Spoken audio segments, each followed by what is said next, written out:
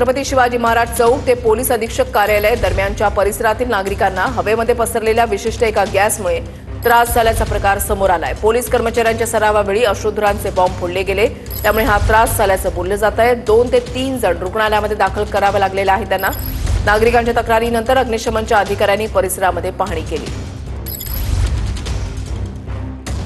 शहराचे आमदार राजूमामा भोळे यांनी आम्हाला संपर्कावरून सांगितले की SP ऑफिस ते नंदिनीबाई शाळेपर्यंत एक वाईट प्रकारचा वास येत आहे, त्यामुळे नागरिक खाली बसत आहेत। त्यामुळे आम्ही ताबडतोब घटनास्थळी आलो असता स्टेडियमचा पण क्लोरीनची तपासणी केली, SP ऑफिसला पण आलो, पोलीस ग्राउंडवर पण पाहिलं, पण तिथे असं कुठल्याही प्रकारे त्रास आढळलेला नाही।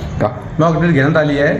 14 एप्रिलच्या अनुषंगाने मॉकड्रिल घेण्यात आली आहे व त्यातमध्ये 4-5 सेल आम्ही खर्च केलेले आहेत। तर ते हवा आल्यामुळे त्यांचं काय आलं, हवामुळे की या साईडला गेल्यामुळे थोडासा पब्लिकचा त्याच्यापासून थोडासा त्रास। मला वाटतं त्यांनी ते चेक करून म्हटलं आम्ही पोलीस ग्राउंडमध्ये जातो बुवा, तिथे बघतो तिथे काही झालं असेल तर मला वाटतं तेवढंपर्यंत माझं फायरशी बोलणं झालेलं आहे। पण जी मला काही माहिती मिळाली की बाबा पोलीस मध्ये काहीतरी प्रशिक्षण चालू असताना तिथे काहीतरी गॅस लिकेज झाला असं म्हटलं आणि त्याच्यामुळे त्रास झाला।